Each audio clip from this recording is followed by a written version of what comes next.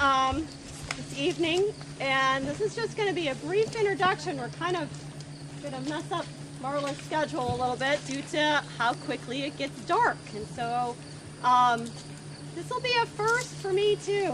My name is Kay Newman. I work with a nonprofit called SOAR. We do wildlife rehabilitation and education, and we have 3 bald eagles to release tonight. 3, and so this is something, so you guys will have to kind of be patient with us because this is a new thing. Usually it's 1 bird, and we're really excited to be able to release 1, and so 3 is really kind of a fantastic deal. And so and the 3 birds that we have with us tonight, 2 are young of the year. They were hatched in 2009, right near this area. And ran it, and another first. I've never seen an eagle in a cistern or, septic tank or in a big cement round thing. They got in there somehow or another. It was too small then for them to spread their wings out and be able to get themselves out. And so, by luck and by chance, someone happened to need to fix their boat motor and pulled over nearby and could hear them in there, went over and peeked and went, so there's a picture there of what they saw. Called the Iowa Department of Natural Resources, the County Conservation Board, and they came out and did a really nice rescue, got those 2 young birds out of that cement structure. They had been in there for several days. They were not going to live. I mean, they were stuck in there, and so had some abrasions, but otherwise no broken bones. And so basically, SOAR, we were able to just worm them, do all that good stuff, and fatten them back up. And they have been flying in our 100-foot flight pen, and so they are all exercised up, but they are young of the year birds, and so sometimes, kind of not even quite teenagers, so imagine 12-year-old decision-making skills. So we'll see what they do when they get out there, out and about. But this should be a perfect location for them. It's very, very easy to fish. We've been watching eagles all evening just down below the bridge there, and so they will have company. Eagles are very social, and so they should be fine. The 4-year-old, and so you'll notice when we get her out, she's kind of mottled. She doesn't quite have her adult plumage yet. She was wrapped up in a ditty pole line with the hook stuck in part of her wing, and so she was basically hobbled. She wasn't able to fly. She was definitely not going to make it, and when the rescuers went to get her, she decided to swim for it. So of course Marla, being of sound mind, jumps in the river after her. So only if you're Marla. That's it, because she had her jacket on and she was good. She had people with her to help, and so all turned out well. They got her pulled out of the river, got her unwound from that, and so she came to us. She spent a little time on antibiotics, no broken bones again. Yay. She now weighs 11 pounds. So this is a big eagle. Yeah. And so they have been waiting all day for this. And so I'm going to go and get them out of this.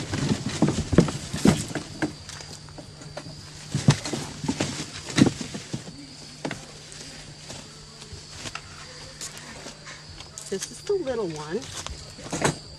Okay. And let's shut that back down. You want the lid down? Yeah.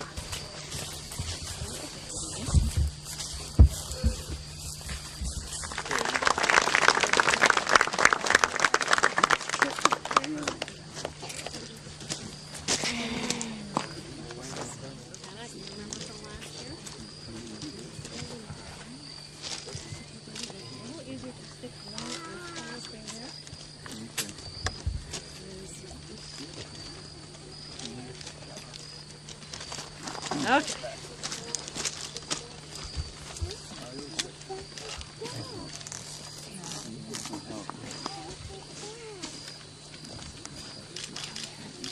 At this time, we're going to sing a song to honor our relatives. the Eagle Nations, and these are some of our ceremonial ways that we honor each other as well. With the buffaloes, the owls, the hawks, the deer, the elk, the bear. There's songs for all of our relatives. So this song, what it's saying is, I was the first to fly above the earth. And the Eagle Nations, they say this as they're flying. So we wanted to sing this song to our relatives before they leave.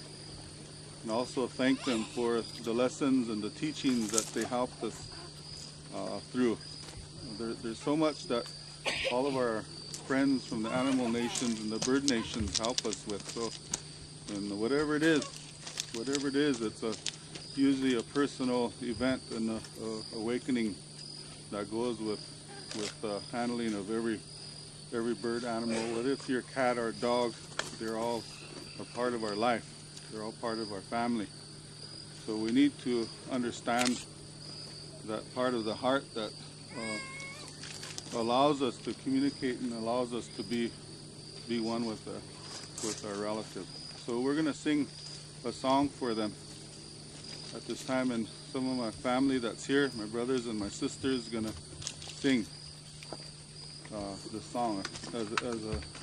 As I said, it means I was the first to fly above the earth.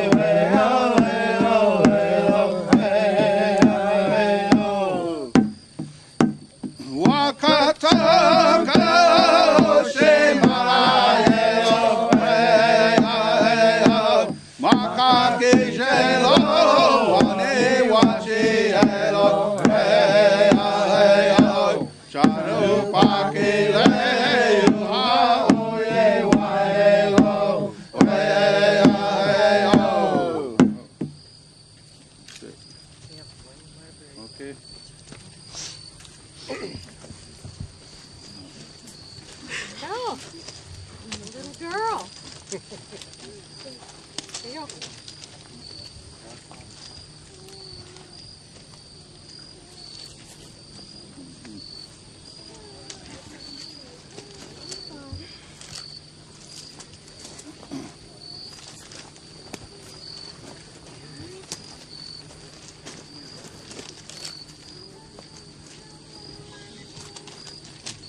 Okay.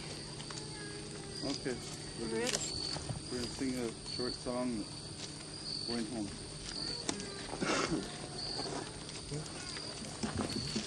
Yo, hey, oh, hey, hey, hey, hey, oh, hey, ah, yeah, yeah, hey, oh, hey, hey, hey, ah, hey, ah, yeah, yeah, hey, oh, ah, yeah, yeah, hey, oh, hey, oh, hey, oh, yeah, hey, oh, hey, hey, yeah, hey, oh, hey, hey, ah, hey, ah, yeah.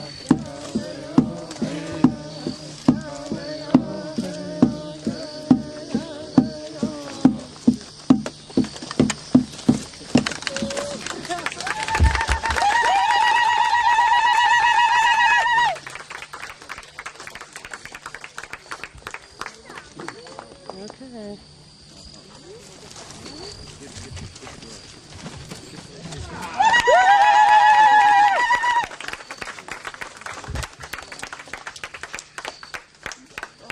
Wayne found him. Okay. So That he should. help. Okay, so he should get the release. All right. Let me know. It's a little difficult to transfer.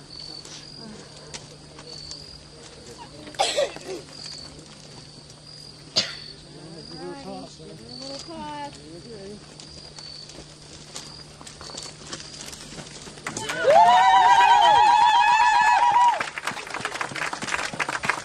Hey, there's nope, that one's too. Look. That's wonderful. Well, they're looking out to see where they want to stay the night. Wonderful. Yeah, so on behalf of the Eagle Nations, I wanted to thank those relatives that have found and helped to doctor these relatives back to health. And for all your heart as well, because I know that you're part of this whole energy of the Eagle Nations. Otherwise, you wouldn't be here to witness our relatives to be free again. And it's such a beautiful feeling because you know you like to be free. You don't like to be penned up and be sick and things like this. So we thank you for giving all your energy to the eagle as they fly, and knowing that you want them to be lighting and giving beauty back to Mother Earth. So thank you for all your efforts and your support for the relatives that keep this project alive for you. Amitakiasi.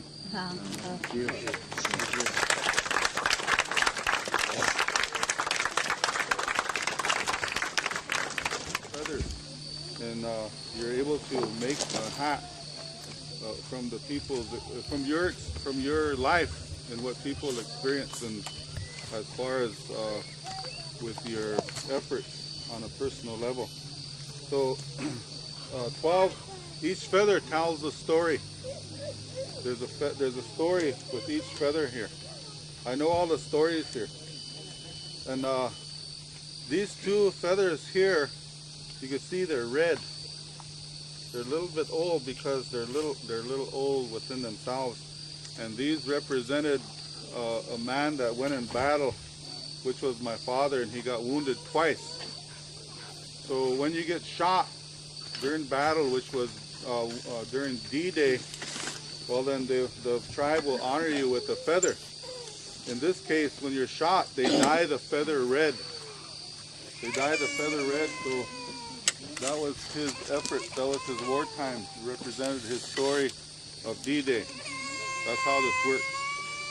So this is why when you go to gatherings, powwows and ceremonies, the efforts, the life is right here of a person. It tells the life of a person by what they wear. Now these are leaders. This is the young golden eagle. What you've seen was those white feathers, the bald eagle, then the the spotted feathers. We call it the spotted feathers, but it's the immature, the spotted eagle, but it's the immature golden eagle, the young ones. And they're for another reason. And this is the golden eagle right here, the fan. It has the lightning designs, and it's from a mature bird. This is an immature golden eagle. So sometimes the feather is also in our lifetime of peace. We go out and fast for 4 days and 4 nights without food and water, and we go in creation on mountaintops and the valleys, streams, and wherever you're guided to pray. So you go without food and water for 4 days, and from them, the fastings and the sacrifice, you usually earn a feather. And there's people at Sundance for 4 days. And here's this sun dancer right here, and a sun dancer here. These are sun dancers, and they have eagle feathers as well. So, but they don't carry them, with them and show them like this here, because they're on another level, equal level, but not at the chieftainship level right at this time. So this is a peacetime bonnet from my father, and this was all fasting feathers of 4 days and 4 nights of prayer for the people. And not just red people, but for all nations of people that are on earth. And when we say people, it doesn't mean you or any of the 4 directions, black, white, yellow, red. The people mean eagles, owls, buffalo, all creation, trees, clouds, rocks, stones, everything. The water, those are people to us, because they nourish us on many levels. The water nourishes us. We can't live without it. We drink water every day. We get thirsty. So water is our life. We can't live without it. So we have a lot of love for water. It's a personal love. It's not. We just don't take advantage of it. We sit with it. We pray with it. Every ceremony we use water. So there's wartime feathers that's earned. My brother has a hat, but he earned over 1,613 feathers because during Vietnam he rescued 1,613 men. So every rescue mission he earned a feather. So he was honored in that way. He's my older brother, and he has the biggest eagle feather bonnet that we know of today. This is nothing compared to what he's done in his life just in a little short period of time during the war. So this is just a little bit of what we do with eagle feathers. They're very respected, they're very loved, they're treasured, and we honor the eagle in our song, we honor the eagle in our dance. When we go to powwows, the eagle feather staff is walked with first to show the people that the eagle is also part of our nation's flag. And there's a song that we use for that, to honor the United States flag and the eagle feather. They go hand in hand because the eagle is the national bird. See? So there's so much here that we need to understand about the eagle. The fan is the first 10 feathers of the eagle wing. These are the fans. They make real, when it's nice and warm out, hot out, they make a good fan. That's what they're about. Sundance, it gets pretty hot. Then the feathers that come after this, there's about 10 more or 12 more that come from here. From the wing, we use them for sun dancers. And the sun dancers usually carry 2 feathers in their crown, we call it, their crown. And that's what they use. And their energy that comes from the feather into their head helps them to understand and take messages from what we call it the spirit world, or somewhere around that honors the sacredness of the mind. So it's usually the relationship between man and the eagle. So it's very potent, it's very sacred, it's very, very sacred to everyone. So I wanted to share just that little bit of how much we love the eagle. So we carry them. And also, when we get names, sacred names, My companion here, her name is Many Light Means. And we have, say your name again? Dancing Star White Eagle. Dancing Star White Eagle. Elk Pipe Woman. Elk Pipe Woman. Beautiful Ancient Living Waters Woman. Yeah, so these are names. It's like, you remember if some of you are Catholic, you get a confirmation name. It's a spiritual name, a beautiful name. And most of these names come from the animals, their color. Some are named after elk people, bear people, and what's your name? Manitou and Ozzy, both spirit. Both spirit. So he's a whale man. He works with the whales as well. He doesn't know it yet, but he will. The whales and the wolves, they're related. They're related. The whales, when they were on land, they were like wolves. So I thank you for listening to me with just a little bit of this, what I had to share, and thank you for being a part of my circle of my life today. God bless. I'd like to bring up Marla Mertz, who is really our hostess this evening, and embarrass her apparently, but come on up, Marla. And John, her husband, is our conservation officer here, and I have to keep her legal. yeah, let's have one story of what it's like to get a call and there's an eagle in distress, and you're going to be embarrassed, but I'm going to ask John to, because from his perspective, this is an amazing story, so I thought you'd all enjoy this. Which one? Well, I think the last one was the most amazing. I think Kate kind of talked about it a little bit, but you get a phone call at this time of night, and it's getting dark, and we had to go clear to Eddyville. So that means I've got to go out to my place where I keep my boats, get the boat, get it wound up.